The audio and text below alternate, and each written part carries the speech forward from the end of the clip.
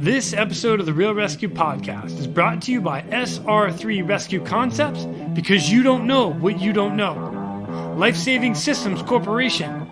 We do our work so you can do yours. Tough gear for tough jobs. Breeze Eastern, the world's only dedicated helicopter hoist and winch provider. Have you taken a minute to reach out to Dave and Jason at SR3? Or what about Mario over at LSC? Or maybe Jimmy at Breeze Eastern? They're not only sponsoring this podcast, these guys are actually friends of mine. So if you have not reached out to them, now is the time. Heck, even call them just to get a t-shirt or a hat. Sport their logo and wear it proud. SR3 Rescue Concepts is a training company that can help you with your helicopter training, a standardization check, a safety check, or maybe just an audit or an annual FAA refresher. They are ready to bring your agency up to date with the current techniques, rules, regulations, and equipment. The training staff is awesome. With certified flight instructor pilots and experienced crew members, which I am happy to say that I am a part of, they offer training in rescue, medical, tactical, firefighting, ground operation, and night vision goggle use. SR3 has partnered with Petzl to assist with the personal protective equipment inspection course and the highly specific Nazare, which is used in helicopter cliff and mountain rescue, or like our guys over in Norway who think outside the box, and they used it on a vessel that was pitching and rolling. SR3 Rescue Concepts goes beyond the helicopter world too. They also provide high-angle rescue training and tactical medicine training. Contact them today at sr3rescueconcepts.com and follow them over on Instagram at SR3_rescue.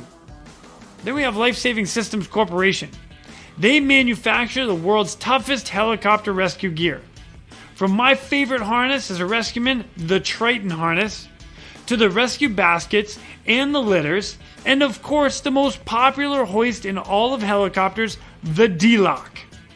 The team at LSC cuts, bends, sews, welds, and machines these products into existence every day. As they like to say, we do our work so you can do yours. Tough gear for tough jobs. Check them out today at lifesavingsystems.com and follow them on Instagram at Rescue Gear, at ResQGEAR. And we have Breeze Eastern. Since the very first helicopter rescue in November 1945, Breeze Eastern has designed and manufactured superior rescue hoist solutions. While much of the technology and unique mission requirements have changed over the past 75 years, their commitment to us, the rescuers, and the operators, and those rescued, has not. Contact Breeze Eastern today by visiting them at breeze-eastern.com. That's breeze-eastern.com. What's up, everybody? Before you get too deep into this episode, I want you to do yourself a favor. Go to YouTube and do a search for Sergio Cosme. SERGIOCOSME from Nazare. Just check out the first couple videos. They are crazy. It's amazing what he does. Big surf rescue, pulling surfers out from before the next wave hits them. It is awesome. I'm super excited the fact he was able to come on, tell us a little more about it, give us a little background about what he does and how he does it and why he does it. So please welcome my friend, Sergio Cosme. My name is Jason Quinn. I am United States Coast Guard Rescue Swimmer number 500. These are my rescues and rescues from those of us that put our lives on the line every day so others may live. This is the Real ResQ Podcast.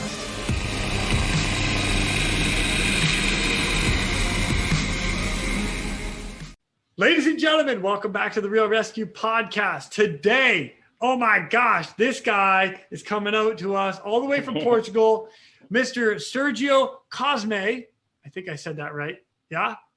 Yes, you said. Right. And he lives over by Santa Cruz in Portugal, the real Santa Cruz, as I've been told. And let me tell you something about this guy right now is I found this guy online and him and I have hit it off right away. And you can lie to everybody and say that we haven't there, Sergio, but I think we hit it off right away. All right. But He does some amazing rescue stuff out of Portugal. And without further ado, Mr. Sergio, if you could introduce yourself to everybody, and then we're going to tell everybody what you do. It's going to be awesome. I left this to you to introduce.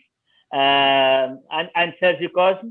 I'm 41 years old. I live in Santa Cruz, the real one, as you said. Everybody in Santa Cruz, California is like, what? No, Santa Cruz, Torres Vedras, yeah. nearby Lisbon. No, it's an amazing place, a small village with awesome waves.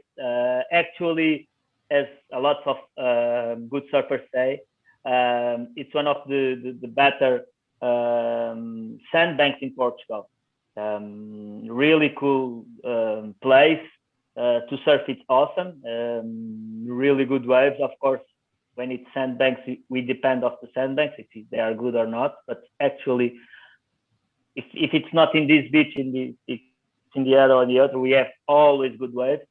It's real close from Lisbon. It's about 45 minutes from Lisbon, so it's easy to move forward to go to the city. It's between Peniche and Ericeira, Peniche to north, Ericeira to south, okay. And it's one of the best places who receives well. So, I mean, in the paradise. now, when you say swell, you're talking like good surf, like people from around the world come to your area to hit some good waves. Is that what you're telling me? Yeah, actually, this last week we had one QS, one QS WSL.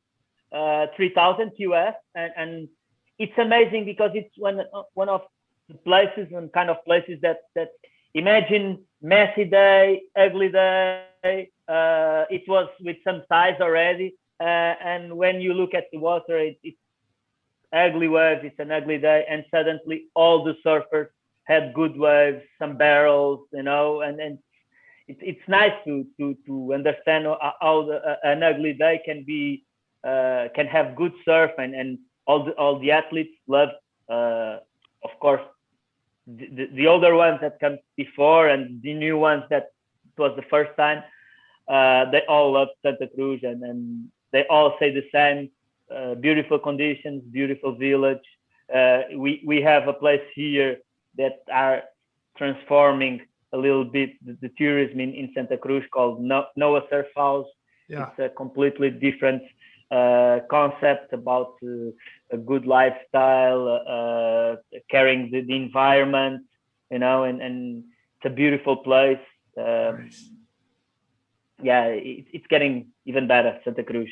Oh, I love it. All right, so now, Sergio, you got to explain to everybody kind of what you do. Like, so you and I are in a similar world of search and rescue. Now, mine's out of a helicopter, but yours, my friend, yours is a little different than mine. And I did think at one point you might be a little crazier than me, but I do jump out of a helicopter. So I think we might be in the same playing field. I don't think so. I think you are a little bit higher. Oh, no. And craziness, yeah. Buddy, if I put you in a helicopter, I know you're jumping out. So there's no question.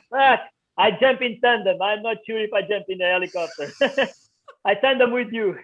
Okay, I'm in. I like that. We have a deal. All right. And you tandem with me, Nazare. Okay, I'm in for that. So we have a deal. All right, so tell everybody exactly kind of what you do for your search and rescue stuff, because this is pretty gnarly. In general, my work is water patrol, water safety. Of course, I work as a water patrol in events. I work as a water patrol. When I say events, you can say events like big companies, events of big companies, events like WSL events, like contests, and also in big wave scenario in Nazare. I have a team who work with normally, because I think it's the best way to work in Nazare in hard conditions. When, as you, Jason, of course, you don't work with different people every time. Yeah. I think so. I'm not sure because even your pilot of the helicopter, sometimes you understand what he do. Yes. And he don't need to talk, and not even you, because you know him, you know his procedures, you know the way he works. So when you have a connected team, it's way better to work.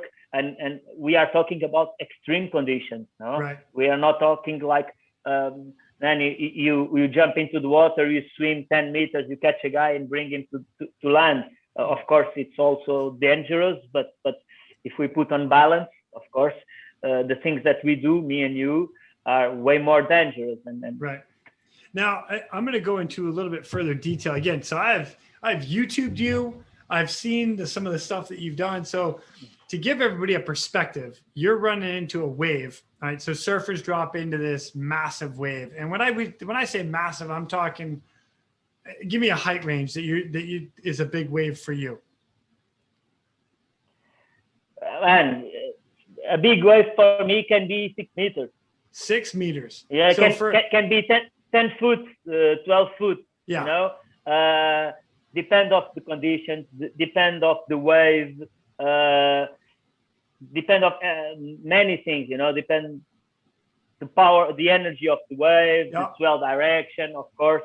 But of course, we train to put our limits higher every time.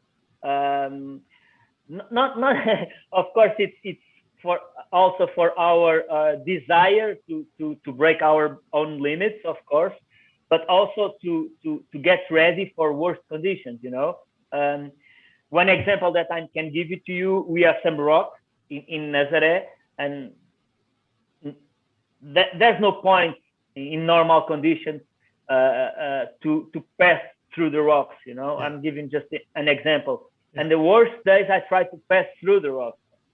And everyone says to me, Sergio, you are crazy. Why you put yourself in that position?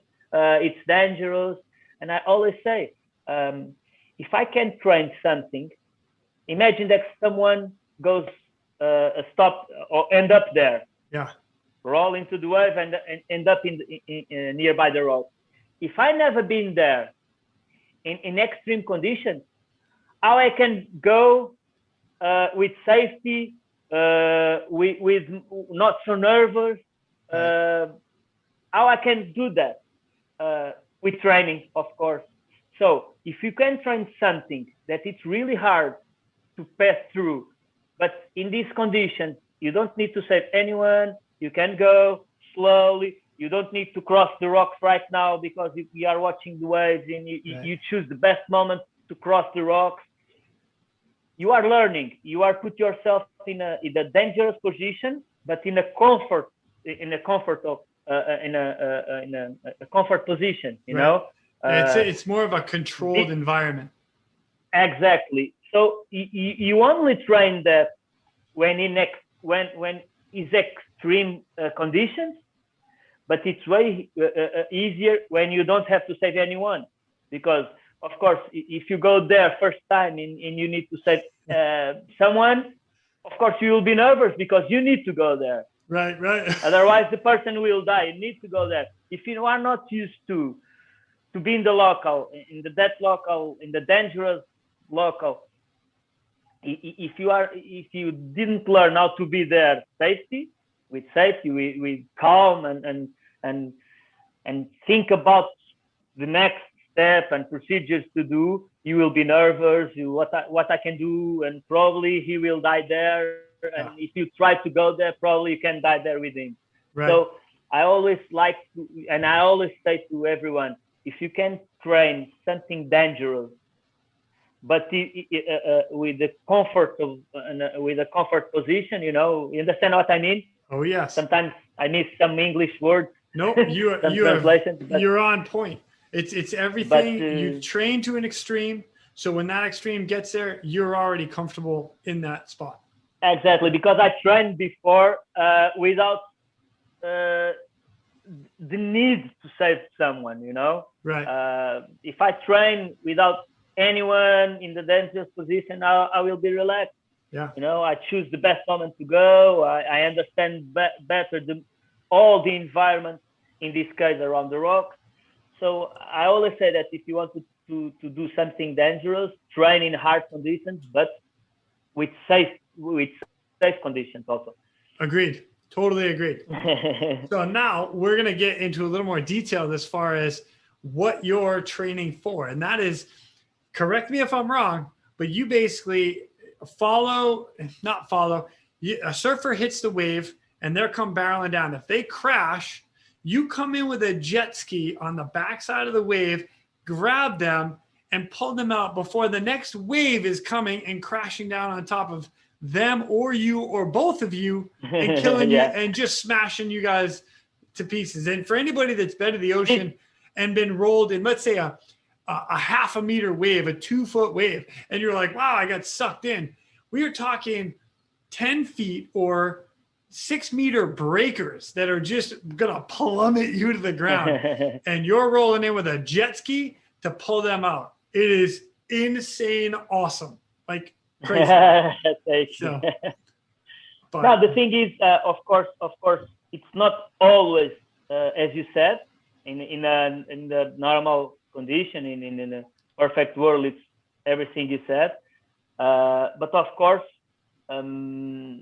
that's when you do a surf session in Nazare, it's not always like that.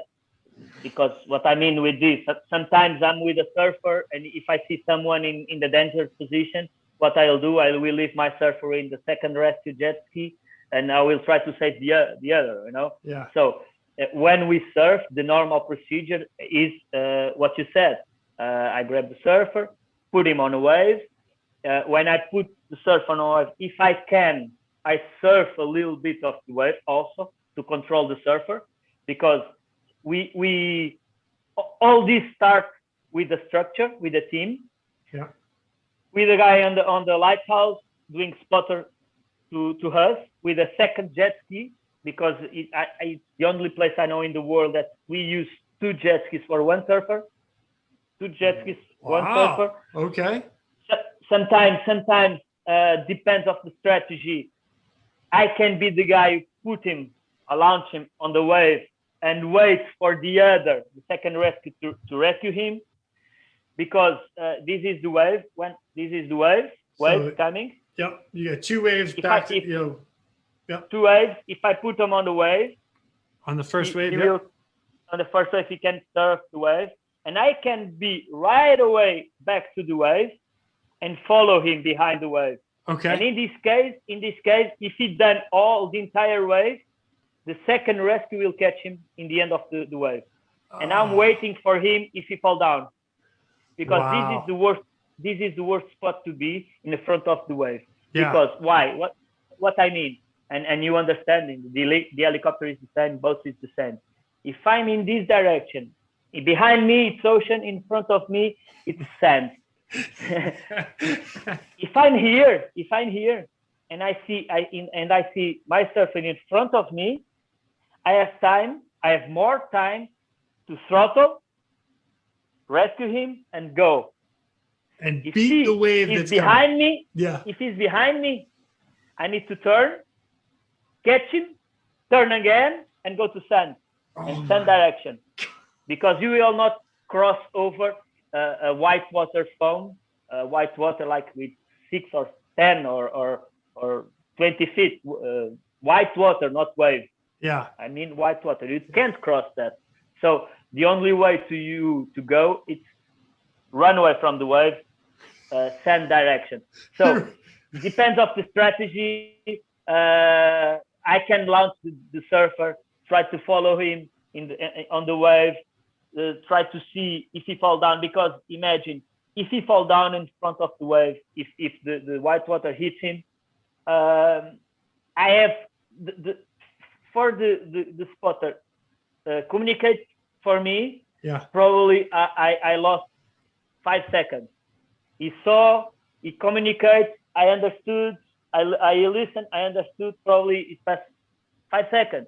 Yeah. And 5 seconds for us, it's an eternity. You know that. Oh yeah. For you, it's the same. You got a big old waves coming. Game on.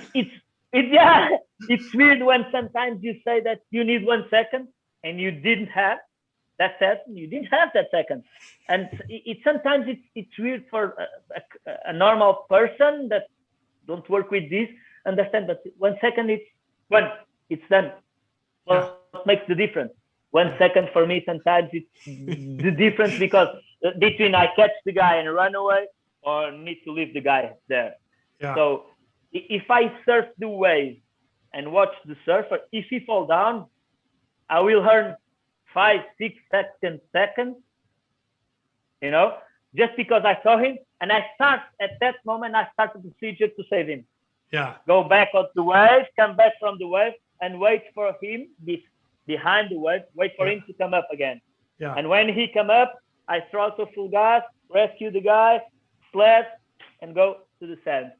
So normally it's what you said.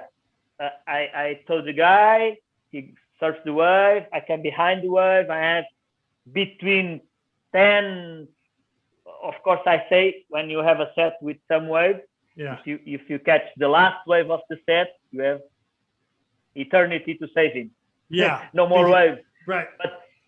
But if you surf the second, the third wave, the fourth wave, you need to wait for more waves.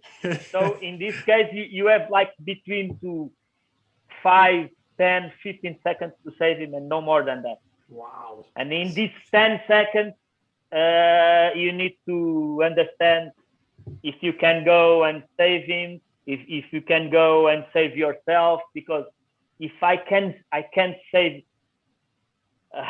this is a lot of things pass through your mind. If he's almost dead, of course, you need to go because he's almost dead. You need to go. But if he can hang on, if he's trained to, if he can hang on one more wave in his head, you need to leave him there because why you take the risk to save him and stay there with him? It's the same. You don't have gas. You don't have fuel in the helicopter. What you do? You save the guy and you crash. Yeah, exactly. Or of course, if he's dying, probably you will try anyway. Okay, guy, I need to go. But if he's okay, you can choose in your mind. Okay, I will refuel and return. In my case, it's the same. If he's okay, and I see that he can go on one more wave, and if it, of course, if sometimes it's not in a comfortable position, but if he's okay, you can go around and catch him on next wave, and you can guarantee that you save yourself and the machine that you have in your hands to save him. That is most important, because if I'm alone, paddling alone without jet ski, who is me to take him from Nazare? It's impossible. It's really hard, and I learned that, for example, with Alex Botelho, the Portuguese guy. He almost died there, and one of the things that passed through my mind, it was jump into the water and grab him. Oh. And the first thing I thought, okay, I jump into the water. I don't care about jet ski because sometimes you don't need. It's material. Right. It's not a life. It's material. So fuck off the jet ski. Sorry. Nah, you're good. And I thought, okay, I will jump into the water. I mean, I'm talking about 1.8 meters, almost 2 meters guy. Yeah. Probably almost 100 kilos. Oh, guy. He's a big dude. It's a big dude, and I'm a small guy. And nah, you're not. No, but it's the truth. How I can go on a 100 kilo guy in Nazare conditions. So I thought it's better. And he was purple. He was not breathing. So let me back up just a little bit to that. So he dropped. What was his name again? I'm sorry. Alex Botelho. Alex Botelho. Oh, Alex. So Alex drops in on the wave, right? So he's coming in and he crashes. Now he's getting tumbled by the wave. Yeah, no. The thing is, his partner always. It was in a WSL contest. I was working as a water patrol, and in this case, the first guy to rescue is the teammates. Okay. We are behind the teammates because the rules are this. So the teammates rescue him, and if it's not possible, they have all the entire rescue team to save. And I hear from the radio that Hugo Val and Alex Botelho, they flipped the jet ski, and actually I saw after, and they made a huge jump. And the first time I saw Alex, it was like oh, he's all dazed and confused. He's confused, and wow. at that time I gave my hand, and because he was like in the back, I called him, I gave my hand, I put him on a sled. When I put him on a sled, I realized that he was not good. Fuck, man, I leave him already, and I do the rear to come a little bit back with my jet ski, but suddenly a wave was coming, and for me to don't flip the jet ski, I need to throttle again, and he was rolling by the jet ski, by the wave, and I was the first guy achieve him 3 times, and each time I achieved him, the only thing I could done it put his breathways out of the water, and try to put some residual air inside him. That's the only thing that I could do, and that crossed my mind. I will jump and try to grab him and put his breathways out of the water. And I thought, I'm a small guy. How I can hang on the guy if a bigger wave comes? I didn't done that. I didn't do that.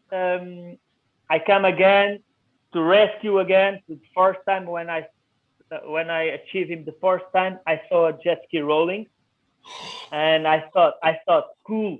Someone jump into the water, and now I can grab both. Amazing. And when they come in the top of the water, they were one in one corner and another in another corner. And I'm telling about, this is a guy probably even bigger than Alex. Oh my gosh. Even bigger than Alex. So if a bigger guy from Alex didn't grab him, in the end, my thoughts were right. Let him go. If I go. jump into the water and try to grab him, I will lose him. Right. I prefer to leave him purple without breathing, but have a jet ski to take him out of the water. Yeah. I prefer to do this, because if he stays in the water, he will not survive.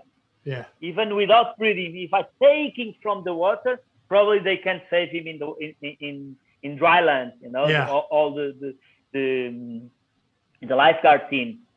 So it's what I've done, and in the end, I was right, because a bigger guy from me didn't catch him. So in Nazare, you need to think all about, not in Nazare, what I mean in extreme conditions, and I start to talk about this because of the 10-15 seconds. You need to be like you in the helicopter. You need to be really fast in your thoughts, really fast. Mm-hmm. And how you can have the best decision in 10 seconds. Sometimes it's hard.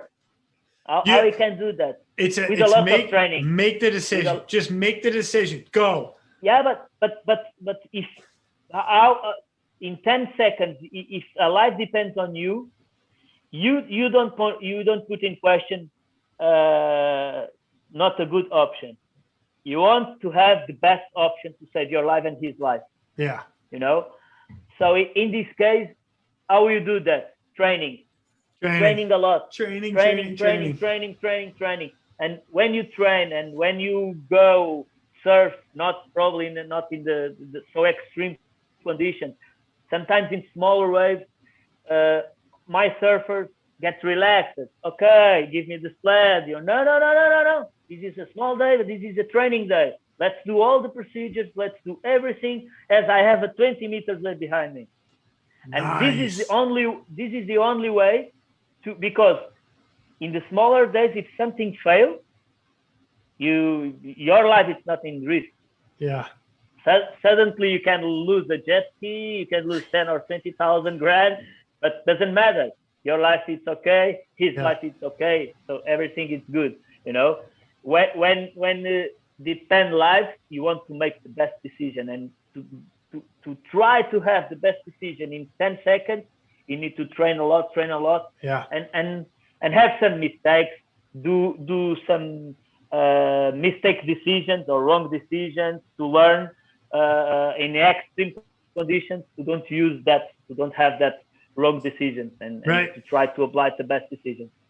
So that case with Alex, did he live? Did you save him? Man, it was really weird, man. In the end, it was a hard, you can check everything in the internet. It's really hard at certain points. The guy, when the other guy jumped into the water and they split each other, what I think about, I will save the guy, the rescue, the water patrol, I will rescue him, and two guys will try to take out Alex, you know. Okay. So in this case, I choose to grab first the good guy to try to help me to take the injury guy. And when we achieved him, he jumped into the water. I didn't want that, because I think if we stay both in the jet ski, it was better to put him on a jet ski. He jumped into the water. I need to change my procedure. I need to go around again to try to rescue him. When suddenly I understood that I was in the shore break, crossing white waters in the shore break. But when I say shore break, I was with these. Within with like these of water. Yeah, like with these of water. 2 feet. When the wave breaks and go to the sand, whoa, and return. And I was running here the jet ski, and I realized that it's really easy to flip a jet ski over there, because we are talking, you need to cross white waters with 2 meters, 3 meters in the shore break, because it was gnarly that day. Yeah. And I realized that if I flip the jet ski here, probably I can take 2 or 3 lives, because it were like 10 or 20 people in the shore break, try to rescue him, try to get him from the water, and it was a big mess, you know, that everyone needs to have the best decision, of course. Right. If I take the best decision or the wrong decision, the other one can suffer with my decision, you know. So I take the decision to don't go again, to try to save them, and leave all the lifeguards on land, try to achieve him and take him. That flip the jet ski and take 2 or 3 lives with the jet ski. Because if I flip the jet ski, for sure, because it was plenty of people, full of people around me. Yeah. And I was working with the jet ski, and if I flip the jet ski, for sure the jet will take 1, 2, 3, or 4 or 5 guys. Wow. With him. And I thought, we don't need more injury guys. Yeah. We have one, we need to take care of this. And of course, my decision, for me, it was the best. For the other guy who jumped into the water, was not the best decision, because where is Sergio? He leaves me here. And it's hard to work. When you save a life, you have your own team. Yes. You are in a helicopter with your own team. But if you go to a contest that it's not your team, it's you with another guy from another team, another guy from another team. If you work all together, of course, because you are experienced guys, of course, the organization trusts in you and to put all the people working together. But in this case, can fail something, you know. And it's what I want to achieve with this. You need to train. You need to be able to have the good and the bad decisions. If you have a bad decision, try to turn in a good decision. Yeah. When I launched the jet ski on sand, don't flip and don't take 1 or 2 more guys with me. I run into the water again, and I was full with life jacket, with a jacket because it was cold. Yeah. You know, I was heavy, and I jumped into the water to save him. And suddenly I realized that it was 20 guys to save him. And I was so tired, probably a wave catch me. And the guys probably have one more guy to save. Right. It was Right. me, you know. Yeah. So in these conditions, you can't be like I'm the hero, I'm the ego. You know, put everything by side, your ego, your big you. Put everything inside by side, and I didn't want to be the guy. I was the guy to rescue. You know, I didn't care because I realized that it was 20 guys to take him from the water, Yeah. and if I jump into the water to try to save him, I was so tired and so heavy. Yeah. Probably the guys can have another guy to save. Yeah. Not And good. you need right. to realize all these things. That, of course, tired and heavy. No one there. I will jump into the water to save him. Right. Of course. You know. Yeah. But in this case, was not the best option. Right. And it hurts me and my ego. It hurts my ego. Turn back and go to the sand again. Yeah. And don't jump into the water to save him in this case, Right. in these conditions, because I did. In that case, probably it was worth it if I jump into the water that just turn around and let all the lifeguards do his work. Yeah. Yeah. And you know what? I agree with you. Sometimes you gotta, if you've got guys that are there, I remember doing saving a guy or kind of saving a guy. He didn't actually make it, but I was doing CPR on him for quite a long time. And then the next crew came in and I just sat back and I'm like, yeah, I'm done. Like I'm tired. You guys take over. And it was a great crew change, but it was that moment in time of like, no, I've been working hard here. You just did the same thing, worked hard. Yeah. Wow. Yeah. And with training, you can only pass and have all these thoughts, and because it's easier to come to your mind a good decision when you train for that. If you don't train, it misses ideas in your mind. Well, the other part about training is that once you get into that training element, you get to see something that you're going to see in real life. This is why people practice in boxing and wrestling and jiu-jitsu, and because when they get in that situation, like, oh, you know what? I've been here in training. I know how to do the next procedure, the next step. Totally agree. Yeah. Awesome. Exactly. Just train something. If you can't train in a big, I always say how I can train for, I can't train for big waves in big waves. Right. It's a stupid thing. Yeah. Stupid thing. Yeah. And because you have, for example, 10 big 12 during the year, so you only train 10 days in the year. No, that's so. So you need to apply. There was a certain moment in my life when I realized that I wanted to be good in this sport and saving lives, because before I will work as a water patrol. I'm a lifeguard too. I took my course of lifeguard, so it's one thing that you get used to. You know that you are like me. If I stop in the beach in the winter time, if I see someone into the water, I wait a little bit and try to realize if the person is in the dangerous position or not. But it's the things that you learn when you have some expertise or some knowledge how to do a proper work. Right. And this is only comes with training, with knowledge and sharing knowledge. And one of the things that I've done to train in the summer, it was no waves at all, flat conditions. What you can learn with that, I can learn a lot of things. I can learn how to do a really fast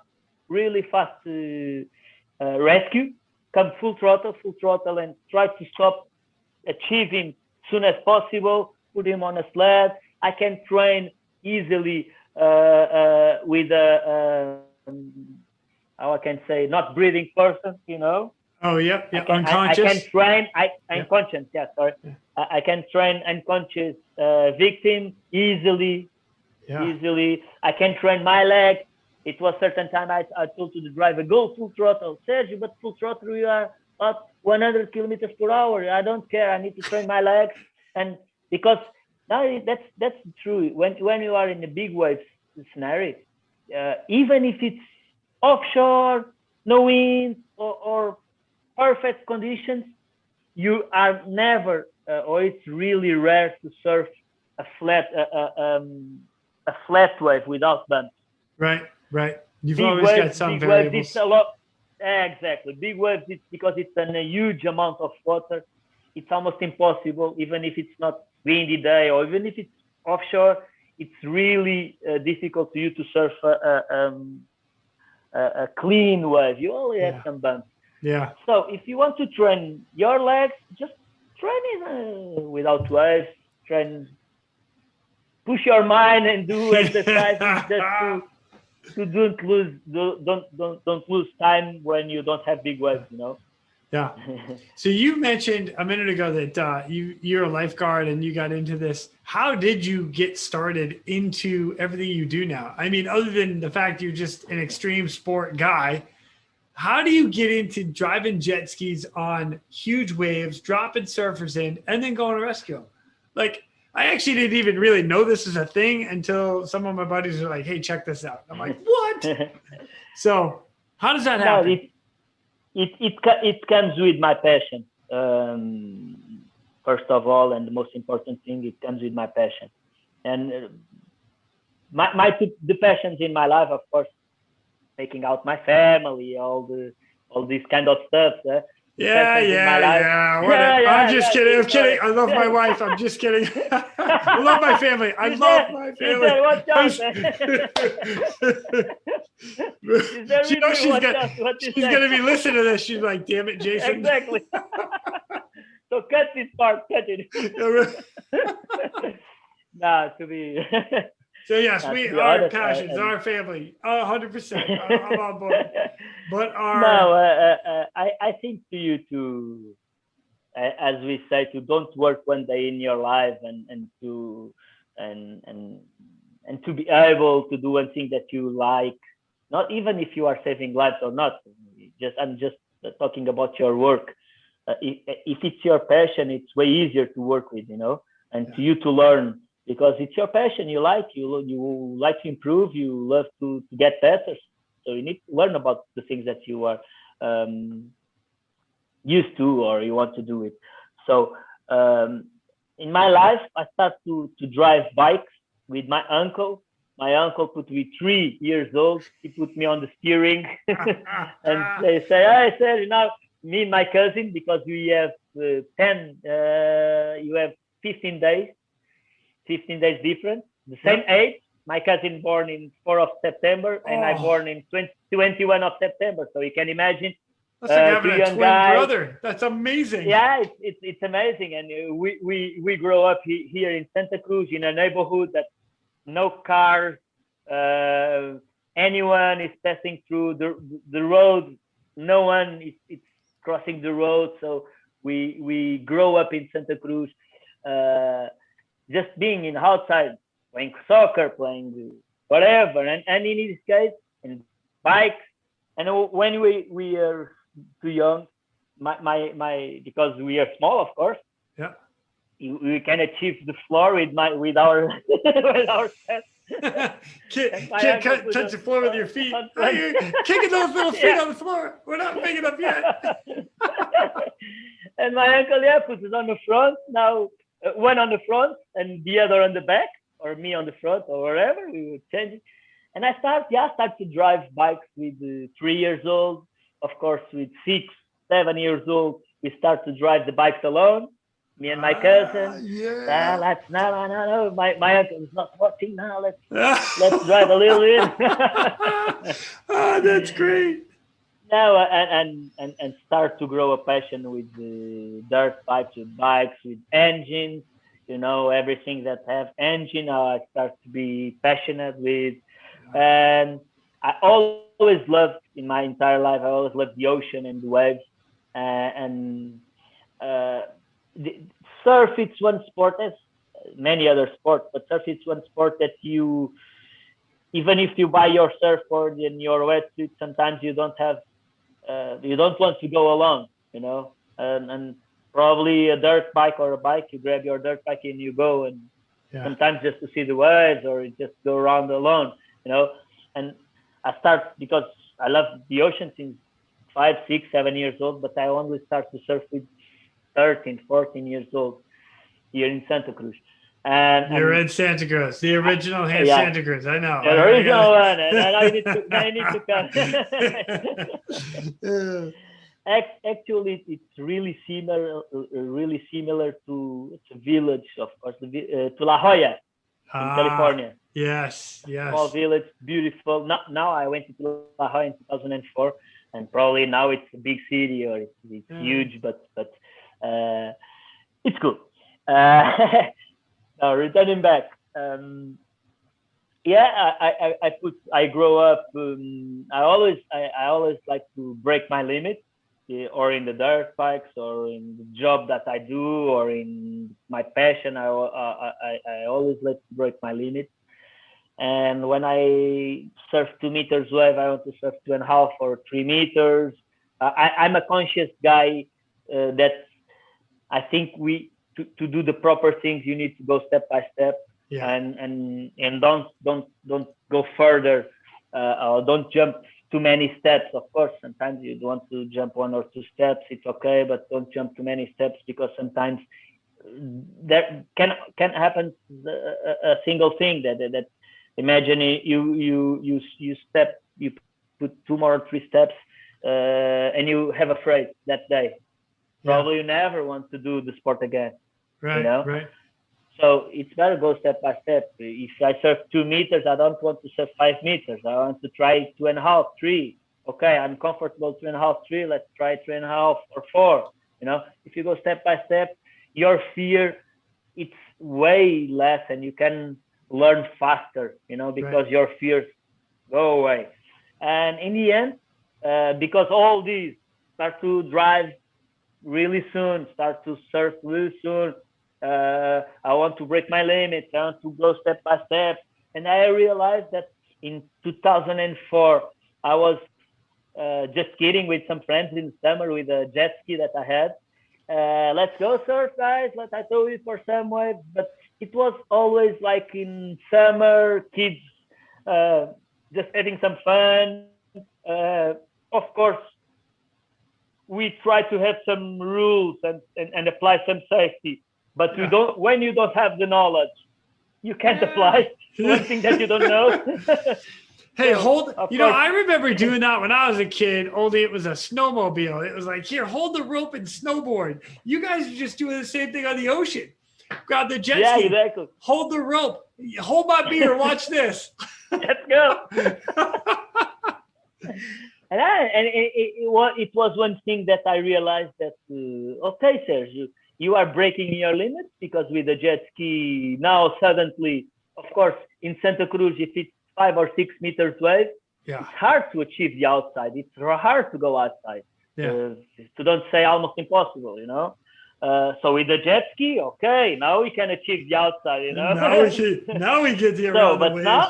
Now we are playing more seriously. Now we are playing with safety. Now we have our life in danger. Now we have a jet ski to take care, you know, to don't have many expenses, you know. So, okay, Sergio, let's learn. Let's have knowledge to do this with safety. And in 2013, I take so long to have this thought, but I'm glad that I achieved this thought. And I thought, Sergio, you need to apply more safety in this sport. You need to learn how to do this sport properly and with more safety.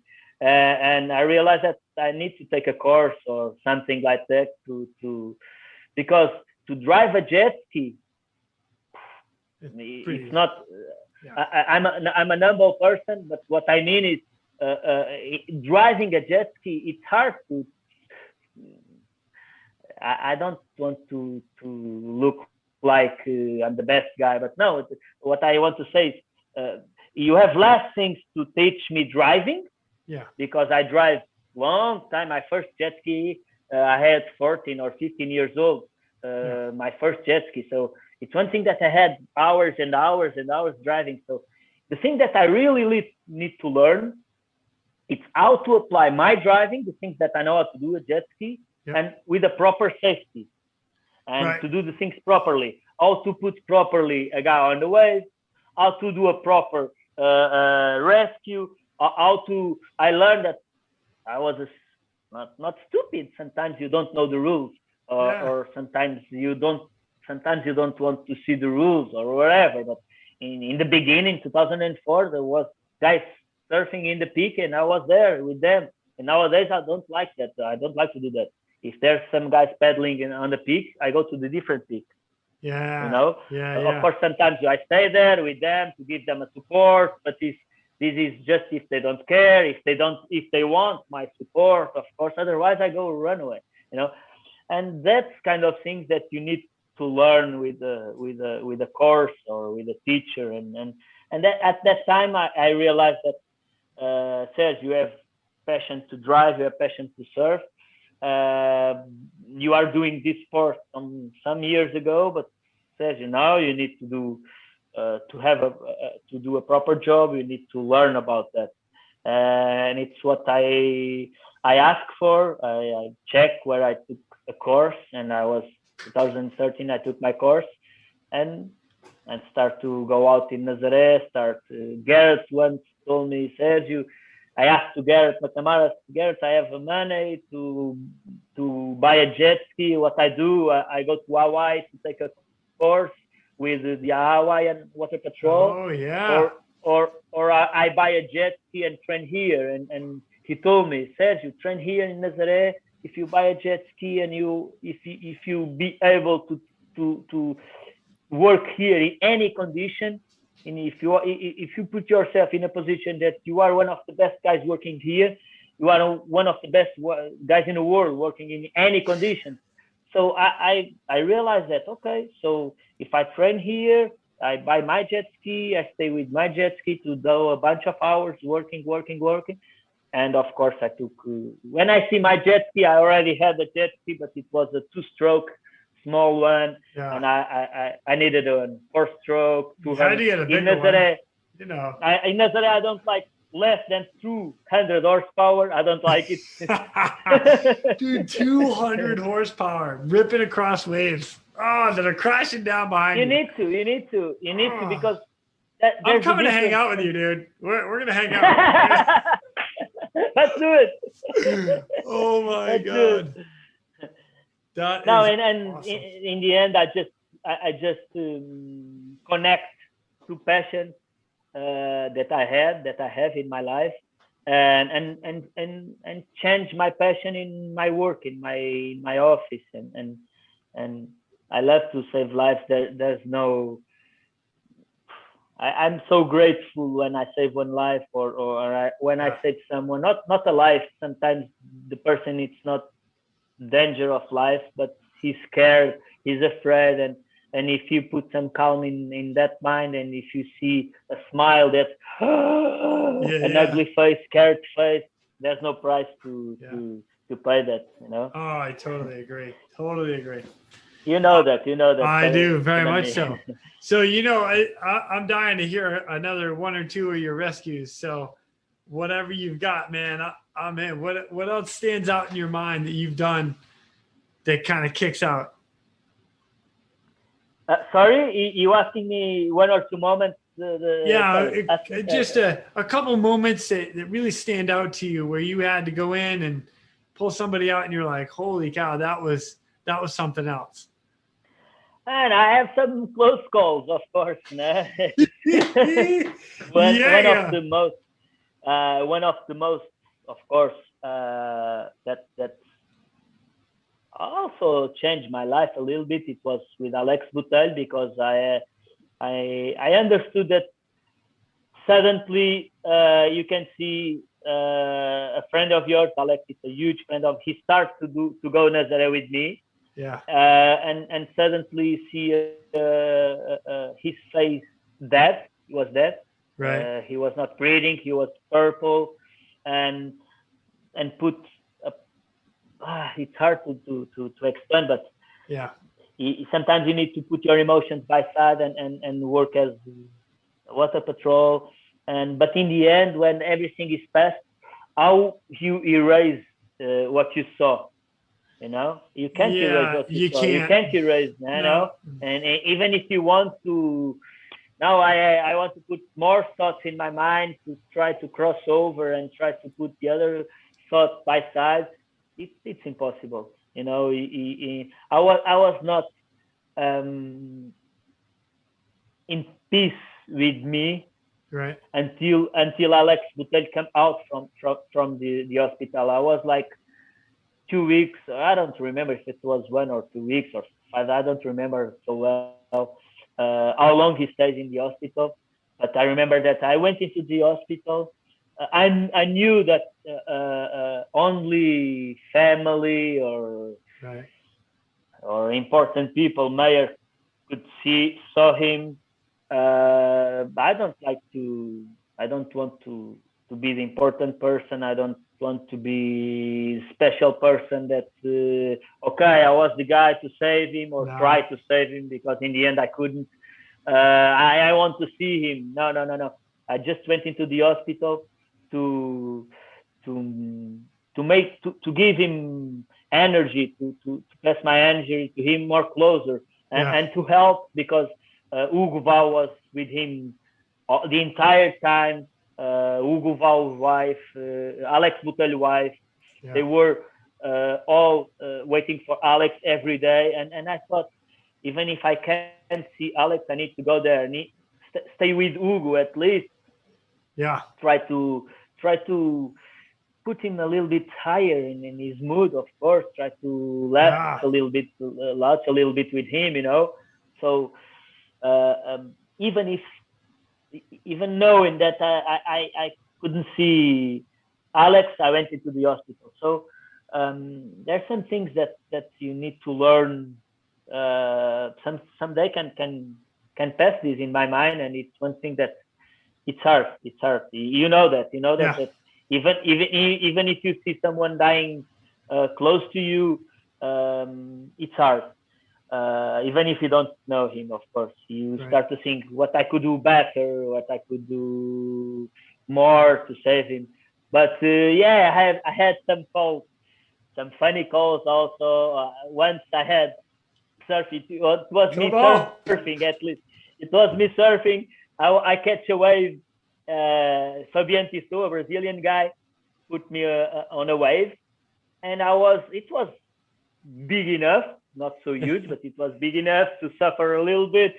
Big enough. I'd be crying on the way down. And suddenly he put me in between the first and the second peak. Because you have first peak, second peak, third peak, fourth peak, fifth peak, and goes on. And he put me on between first and second peak. And in the normal case, I will end up in the end of the second peak. And I crossed the entire second peak. I crossed the entire third peak, and the same way I end up almost in the fourth peak. Oh my God! I stay like 20 minutes in the water, waiting for rescue, because the guys were, Sergio is missing, Sergio is dead, where is he? Then I was so far away that that's the question sometimes that we have the second rescue. The second rescue can go over the line, the entire line of the wave, and leave the first rescue nearby the peak where he leaves you. If he fall down, to catch him. So this was a nice call. I spent, as I told you, 20 minutes alone. Almost, I was sometimes in a bad position. I was catched in a I don't know, in a current, a kind of a rip current, and taking my head, boom, boom. Suddenly, I thought, I can't wait more in the water, because I will stay tired, and sometimes in one wave I can go on all the time inside the wave. So I start to try to achieve, because the rip current was not. It's not a rip current. It has another name that I don't remember in Portuguese. The current that stays here. It's like a whirlpool. Yeah, kind of that. Not a whirlpool, but the current that is more stationary. That don't take to the inside or to the outside. And I was stuck in there, and I start to achieve the sand. And suddenly comes another jet ski from another team, and before I achieve land, he grabbed me, and I was hey guys, thank you so much because I didn't know if I can and gone so much time. Because in 20 the beginning minutes. I was okay. In the beginning Yeah. I was okay. Just I sit in my board waiting for them Yeah. and see like 5 jet skis watching me nearby the first peak, nearby the rocks. Sergio's in the rocks, and that was a good one. I have I have 2 calls nearby the rocks, really close to the rocks. And Like that's where surfers get pushed up to like the rock, the shore. So they come off the yeah, break and they're yeah. on now the backside of the wave, and now they're getting closer to the rocks. And you're rolling in Yeah. with a jet ski basically to get them No, before they because hit the rocks. sometimes when you go to the rock, imagine how I can explain.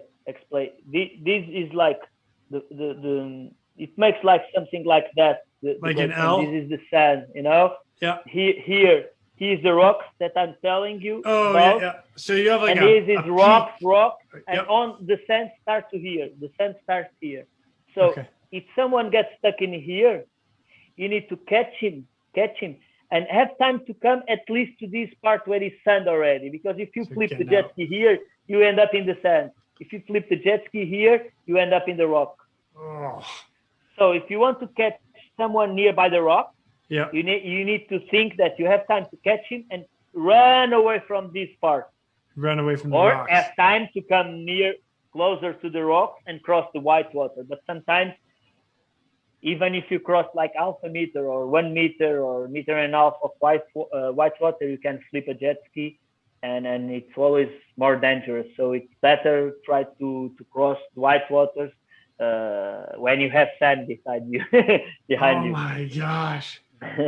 It's always because of course when you have your safety, that's things that come to your mind. Of course, it's not the most important thing, but in the end, you need to think about that. It's the material. Yeah. Of course, if I'm okay, if I think that I will not die, okay. If I flip the jet ski, I will not die. But in the end, I have 10,000 euros to replace my jet ski. So let's think now. Let's think about money, and let's think about not only about money, but if I have, for example, a huge swell in the day after, I want to have my jet ski to go to the water the next day. So I need to save my jet ski for the next day. It's plenty of things that you need to think about. Of course, you always, in my case, in my mind, I always put our safety first, of course. Yep. And I always play to achieve that goal. Dude, that is awesome. Awesome. The stuff you do out there is just incredible, and dude, I love it. I'm ready to come out and hang out with you. All right? My wife has already told me no, but whatever. No worries. You can come. Hey, thanks, man. Awesome. Now, Dude, actually, in Nazare, there's some places that you can see the waves. I can put you close by 20, 30, 40 meters from the waves, and we are not 90%, 99%. We are 100% safe. 100. So we went 100. from like 80% to 100%. Do we have a range?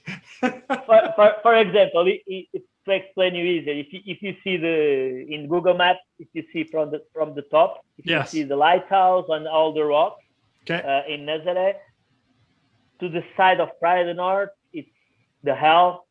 To the if you see from the top, to the right side to Praia do Norte, it's the hell. If you see to south parts, to the left part, seeing from the top, as I'm meaning, it's different. It's a safe part. You can be there with a boat, with people. The waves will not break there for sure because it's so deep. The canyon don't go to the Praia do Norte. Praia do Norte beach. The Praia do Norte now. Praia means beach. Praia do Norte, it's the name of the beach. So the canyon doesn't go straight to Praia do Norte beach. He goes to Nazare, and suddenly you have like a channel, and because you need a certain swell directions to have huge waves.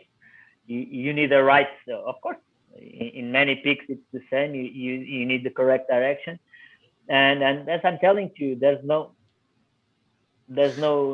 any problem. You can come with your wife, and we can see the She'll be and so we can happy. see the waves.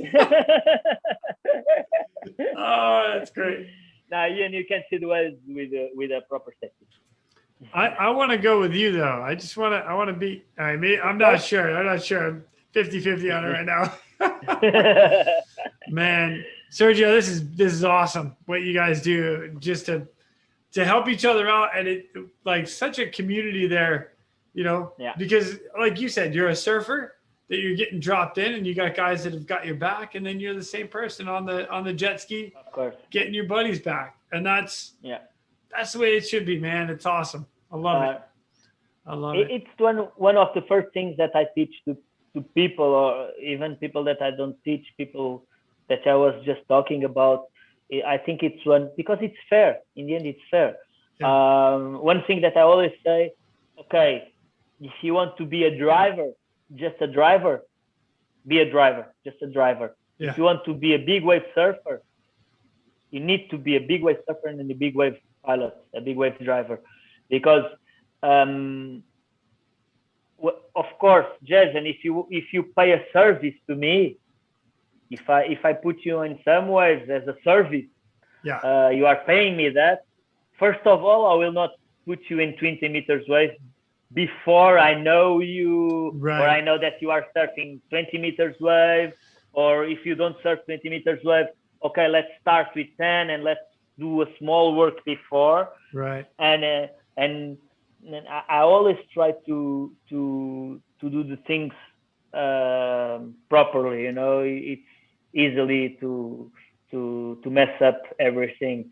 And of course, when you pay me a service, I will not tell you, hey, Jason, now you are paying me, but you need to learn how to drive a jet ski if you want to surf here. Of course not. Yeah.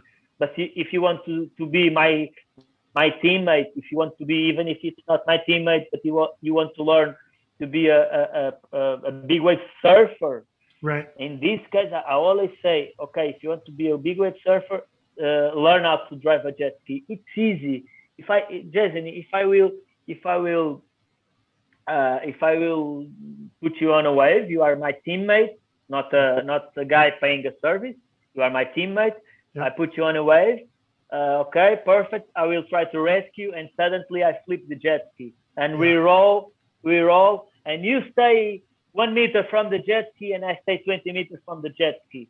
What we do? I need to swim 20 meters to go get you. Yeah. You need to swim to the jet ski. Yeah. You need to have the expertise if the jet ski is over, to flip the jet ski in the right position, to understand you, because you have a correct position to flip again. Yeah. If you flip one side, the water goes inside the engine. If you flip to the other, the water goes out. Yeah. And you need to learn all this. You don't want to flip a jet ski. The water goes inside the water, and you come to save me, and the jet ski stops because you broke the engine with water. So sorry, Sergio. Sorry. There's a lot of things that you need to. Man. And this is just to have a better teamwork and to achieve the goal. And in the end, when you go to the to a huge condition, to a huge surf condition, sometimes it's the difference between you stay there, or you end up in a hospital, or end up all together happy drinking some beers. Yeah. Sometimes it's just and you were the surfer. Yeah. And you need to have the expertise to grab the jet ski, flip the jet ski to the correct position, and save me. Yeah. Otherwise it's not a teamwork. It's pretty gnarly, dude. It's straight up awesome. I love it. Yeah, and it's hard. It's hard to have a place in Santa Cruz. I'm a lucky guy because in Santa Cruz it's the same of Nazare. You don't have exit to go out. Of course, you don't have so messy water because the canyon do in Nazare you have waves breaking not as a swell but as an amount of water, but you have waves breaking.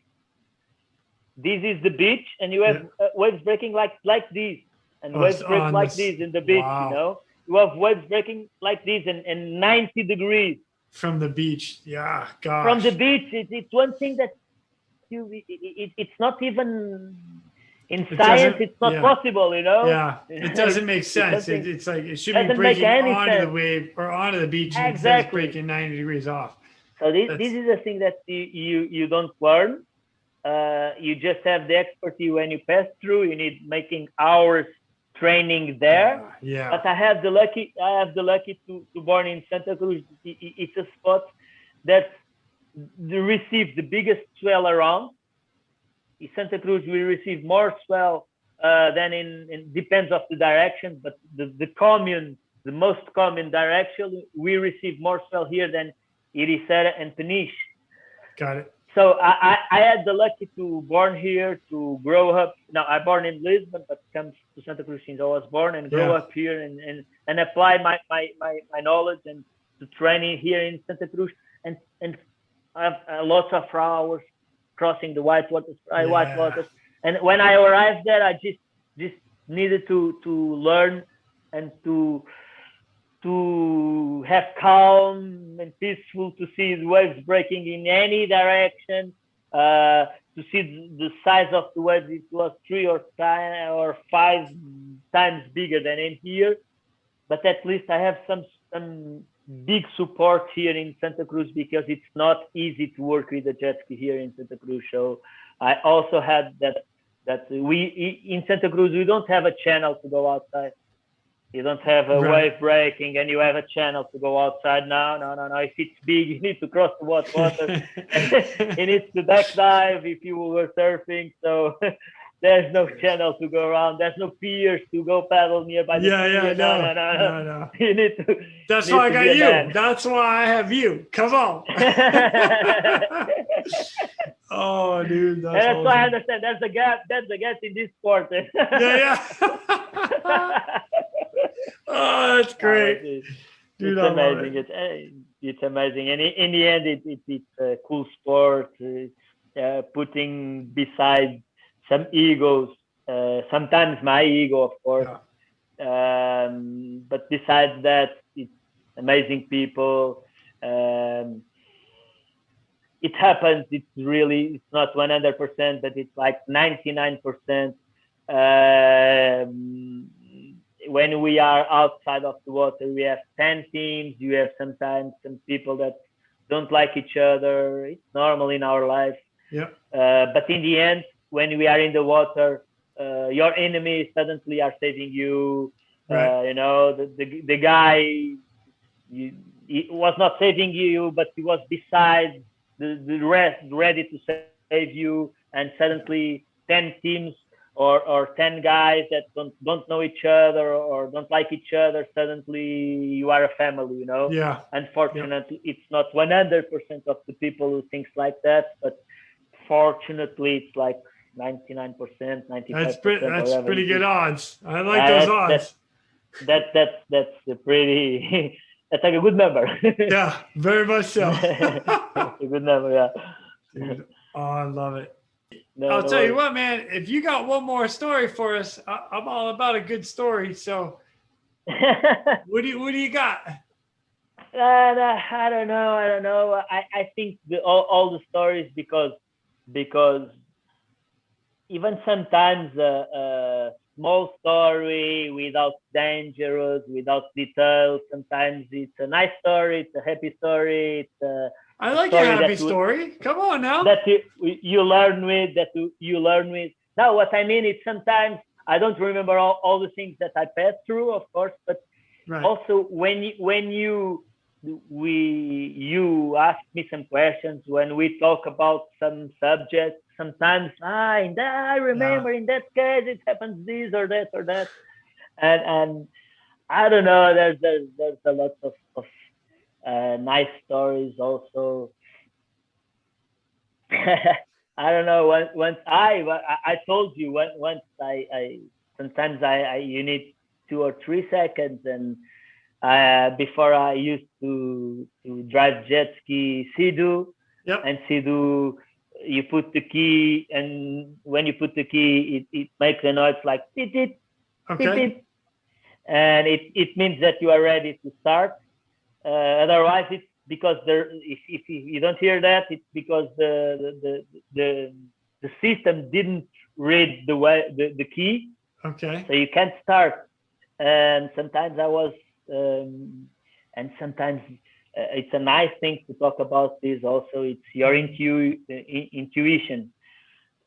And I have my intuition. I told to I was with Antonio Silva, and I told him, Antonio, it's okay, it's enough. I'm done. How about you? Because he arrived. He come later than me. I was in the water like 5 or 6 hours, Oh and he was gosh, that's like a long time. Nice. two hours. Yeah, and he was in 2 hours. He was in the water in 2 hours, and I'm ready. I'm a little bit tired. I said, one more wave, one more wave. Okay, one more wave. And so in the end, he cuts the wave, and he end up in the shower break. And I told him, well, let's go, let's go. He take a little bit more time. When I jump, and I've done a lifetime rescue to him, and I couldn't turn to go to land the direction, and I didn't have that time. I didn't have that time. So what I've done, I need to go further. I need to go on front. Doesn't matter how. I need to go. If I go front, I have some probably to save myself. If I try to turn, Yeah. for sure the wave catch the jet ski by side, and I will roll over. Oh my gosh. And I told him, hey, hang off. I need to go. You need to go. And we jumped. Oh, when I landed, fuck, man. Are you all right? Yeah, let's do it again. No, the thing is, he was all right. He was ready to come. And because I need to jump by side to the jet ski, the jet ski was almost landing in a not correct position. Yeah. So if I landed with the jet ski, when I land like this, my weight can flip the jet ski. Right. If the jet ski land like this without my weight, he can normally he landed and he put in the correct position. Yeah. So the best thing to you to do is jump over by side. Don't jump on the top because you stay more far away from the jet ski. So the second before you touch the jet ski, jump into the water. I've done that. And one thing that I never do, never, is use the key with me. Oh, keep I the never key on do your that. wrist. Yeah. Never. Because you say, but it's better because if the jet ski flips, the engine can stop. I don't care about the engine. I care about my jet ski needs to, even if it's raw, it needs to work, needs to be working. When I sleep, it's ready to. Yeah. Or if I jump in the jet ski, stay alone and quiet. He continue to work. And sometimes that second that I need to just to press the start, I don't have that second. Right. No, you don't. And because I jump by side, the key come with me. At that day, I was teaching to another guy, and I told him, like, when you are learning, it's easier to flip the jet ski. So I'm using the key. But when you start to learn and you be more comfortable to cross the white horses, for me, it's my opinion, not a procedure. It's my opinion. It's like how I like to do.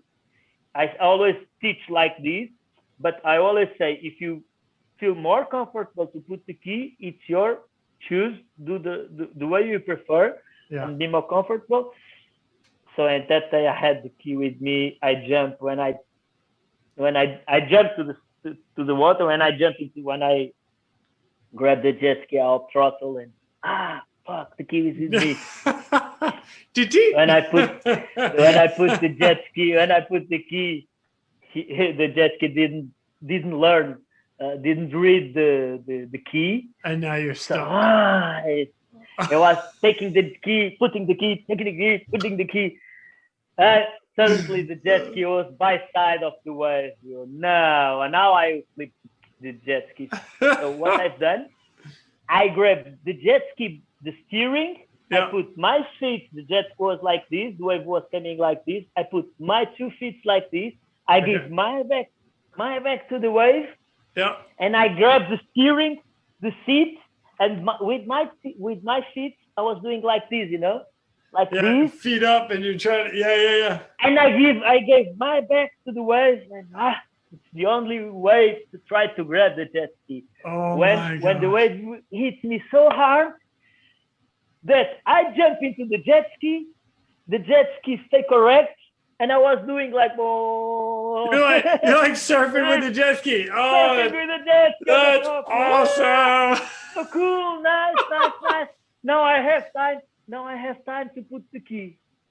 When I put again the key, it was nothing. Of course, now I realize that I could put the key out the first time if I took 3 seconds or 4 seconds, but I wanted to put faster. It's one thing that you need to learn also, of course. It's better to take 2 or 3 seconds and do it at the first time than doing in 1 second, but try to do it 10 times. In the end, you can't. Yeah, that's right? Yeah. When you're in that hurry, you're in that hurry up mode. Hurry. Hurry mode. Like, when the jet ski read the key, I was in the shore break. I look back. I was like, I don't know, 2 or 3 meters away in the shore break. Oh my And I thought, gosh. the only thing that I came to my mind, because it is in the shore break, it's even worse, because if you come with the lead, you are in the sand, not in the water. Right. Right. You can say end up in a cheer wheel. So my first thought is, the wave was like this, if I roll with the wave, I will stay under the jet ski, right between the jet ski and the sand. Yeah. And Jet then ski it will just hit me hard. crushes you. What I thought, no, I will not be like that. I will give full throttle. I gave full throttle, and I jumped with the jet ski to the sand. Oh, and nice. I thought, at least I have done a safe landing. Yeah. In the sand. It was in the sand. Yeah. It was a safe landing. Suddenly the wave catch me, and I roll with the jet ski. He took the jet ski, put the jet ski on the top of the sand, because the sand was doing like this. Oh my god. Like this. Yeah. So the wave put the jet ski here, on the safe, and I came with the water, and I was you get sucked into the undertow. I was stuck into the water, and the jet ski was on the top, correct, in the right position, safe, and the other surfer comes to me, because I hurt in my ass. Yeah. And I landed. The other surfer wants to take me, and me with pain. I think, the jet ski is okay. Now we need to save the board. I told him, forget the board. Get the board. Like, I was with hurt, with pain, trying to get, to come out from the water, and that's the things that sometimes you don't care about your health. A true surfer, my friend. A true surfer. Just care about the surfers, the surfboards, and forget me. Oh my god, I love it, dude. There's some nice stories that fortunately nothing happened, but in the end, in the end you need to take all these also happy moments and as a learning moment, you need to learn with all these, and then you need to understand what you've done wrong, and what you've done right. 2 months ago, I have an injury, as you know, in my knee. It was in a dirt bike, but 3 days before, I had. I rescued Nick in Nazare. We were working through BBC, doing some footage, and I rescue him, normal conditions, nothing dangerous. And one thing that I learned in motocross, I like to do motocross to train for big waves, how to handle the jet ski in a bumpy condition. Oh, yeah. Turning fast, turning with the jump. Oh, yeah. jump and turn the jet ski. All these things that you can be able to do doesn't mean that you will do, but if you know how to do, it's better. Right. And one thing that I learned in motocross, um, imagine jump double jump. Yeah. You leave you first jump and land on the leave second. the first one and land on the second jump. Yep. Oh. Yep. What was that one again? What was that? Whoop. The loop, The whoop. And I tried to do. I'm just checking. I wanted to make sure I heard that. Yeah. Right. Sometimes when you have double waves. Yeah. When you have double waves, I have a nice story to tell you after this. Oh, I can't wait. In WSL, when you have double waves, what first time when I take my course, always the teacher always teach me that you always cross the waves in the jet ski like straight. Yep. And you cross slowly. Yeah. You go up straight in the jet ski. You and cross slowly in the correct position in the same. Yeah. And because I learned that once here in Santa Cruz there was double wave. When I crossed the first wave, the second wave hit me, and I almost flipped the jet ski because of the second wave. Man, you didn't learn that one in school. Exactly, I can do this, man. Because I do the procedure. Yeah. And because I've done the procedure, I almost flipped the jet ski. I need to change something here. And I realized that in dirt bike, I can jump from doing double or the table, table. Oh, yeah. Doing and don't land on the flat, just land on the end. Or doubles, it's even worse because you in the motocross in a table you can land here. Okay. In a double you can't learn. You can't oh yeah, land no, right. Otherwise, boom. Yeah. And that's the same beginning. And I start to apply some things of motocross in the jet ski because of this. And once I catch the same thing, I saw there's a double wave, so let me give a little bit more throttle before and try to jump from the first wave and land on a second wave. And it was good, landed okay, like perfect, smooth. And I thought like, but if I can land it smooth, with of course, it's not the best movement to do, it's not the best trick to do, because sometimes that someone that can see you can say, this is a stupid guy trying to do tricks here, what is this? What is this? It's not to joke, it's not to don't kill with this, no? Right. But it things that in the end can save the moment. Right. Because sometimes they are not changing your life, but can save the moment. And now, as I'm telling you, it's why I explain this. I start to apply this and jump both ways and goes right. And now with Nick, I start to run away from a wave. And there's a certain point that if you can turn and cross the wave, you do it. If it's too big and it's too dangerous, you go land. You launch the jet ski on land, on sand, and then you don't flip. There's any danger. So the wave was big. I was in the bottom of the wave. Yep. When I watch, that's the place where I will cross the wave. When I choose the place, I've done like a bottom turn, as a jet ski bottom turn. I turn, and when I decide, is there where I cross the wave? When I'm in the top of the wave, I see a huge hole, and there's a wave behind you. No. And the wave behind it was like 2 meters white water. For sure, the wave will flip me, and because it was not like straight waves and parallel waves, was like with some angle. Yeah. No, I need to full throttle. But because I was in the middle or in the end of the wave, even when I gave full throttle, I didn't have the speed to cross both waves. So you took off and landed in the next wave. Boom! No, I landed in the next wave, but like this. Boom! Yeah. Head on. I went into my mouth on the steering, like. Yeah. Oh. I put my hers. No teeth. No teeth. Yeah.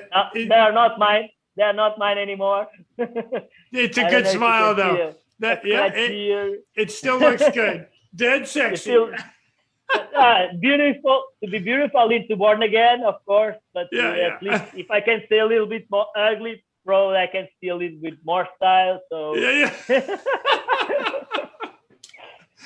now this is how to say that sometimes the things that you know and you know how to apply, you don't have the time to do it, and you can break yourself with this. In the end, it was better because I broke my teeth, but I didn't. I'm sorry. It was better because you broke your teeth, really?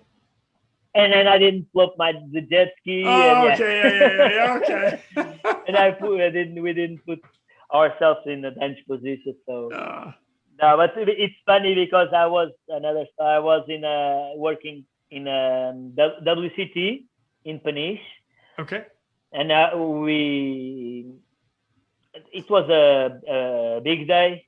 It was already a big day, and big day in super tubes, it's different than a big day in Nazare. But the big day, it was like 2 meters waves, almost 3 meters waves. Yeah. The surfers were pumping, but it was dangerous because super tubes, it's a shore break sometimes, and then in high tide, it's even worse. Yeah. And you don't have so many space of maneuver in front of the wave, you know. So I saw a double wave coming, and I realized, okay, I need to do that procedure. That I come in land direction, do the turn, and choose the best way to jump both ways. And okay, let's do it. And that was in the TVs, and in the WSL posted that, and it was a nice thing because suddenly Mick Fanning taking waves in his head, boom, boom, boom, boom. The radio, our spotter called, he says, you need to go, you need to enter, come. I go faster as I could, grab Mick Fanning, put Mick Fanning on the sled, Mick Fanning to the sand. Okay, Mick Fanning is okay. And now I'm going outside. Shit, man. Now the worst part. And I was realizing that was doing double waves. Yeah. Cool. Double waves. No, I have time to go jump the first one and achieve the second one. I tried to do the thing smooth because it was plenty of people, thousands of people in the beach. When I do these kind of things, I told you again, it's not to be a smart guy. It's not to be, it's just to do a proper work. And for me to do a proper work, if I need to do some show, I will do it. But if I don't need to do show, to do something, of course, I will be quiet in my place. But knowing you can do it is half the battle. Taking what you've learned from a dirt bike and putting it into the ocean, you just have changing dynamics in the ocean. The waves everything's moving. But the fact that you're taking one and putting it in another, it's awesome. In the end, it's you can apply this. You can apply this in anything, in any sport. Yeah. Just try to combine two similar things, of course. And because it's so more often easy to me to grab dirt bike and go to the terrain that have a bad conditions, put the jet ski on the water and train in bad conditions. It's easier to grab dirt bike and do some off-road, and try to apply. First of all, put my body like a gym. It's like a gym. Put my body fit to put my driving and my skills. Like one thing that you also learn and in dirt bikes, you need to have fast decisions, really fast decisions. And if you take a bad decision, shit. Yeah. You pay for that. So it's nice to your mind to train your mind to have fast decisions, and in a short space of time. And it's one thing that I love to do. So it's nice to combine these two sports and learn with one and learn with the other and combine both. And at that day, I thought the wave was coming, so I need to go and jump. And when I was ready to jump, the back wave hit the first wave and hit the bottom of the jet ski. So meanwhile, in the first wave, meanwhile I've jumped like this. Yeah. I jumped like, because the second wave hit me, I jumped like this, boom. And then going straight up. And when I come down, the jet ski was a little bit in the side, and I was thinking, now I will flip the jet ski. But I've done and this is a good example to don't have the key with you, because I didn't have the key with me, and I jumped to the jet ski stay in a correct position, working. Yep. And straight to the waves, and I was in the water. The waves were coming like this. The jet ski was like that. And here I was here in the water because I didn't jump on the top to don't put more angle in my distance. Right. I jumped when I achieved the water right before to jump by side and to be easier to grab the jet ski. And I didn't grab the jet ski. I just grabbed the throttle and the steering, and I turned the steering, and out of the jet ski in the water, just grabbed the steering. I turned the jet ski, and the jet ski turned to the sand, and suddenly in the sand, I was in the water. I've done this in the water. Yep. I grabbed the steering. I done this full throttle, and when I get full throttle, the jet ski gone straight, and I stay by the side of the jet ski. Oh, nice. Like this. Yeah. In the side of the jet ski, and this is, of course, if I flip the jet ski, I didn't hurt anyone, but it's one thing that you don't want to do. I don't have a shame doing something bad in my work. Yeah. Because you do always the best you can do, of course.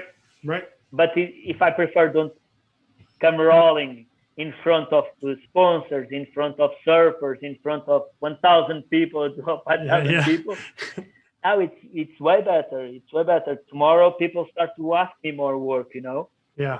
More. I said you are good on what you do. So I always try to escape from something bad in each position.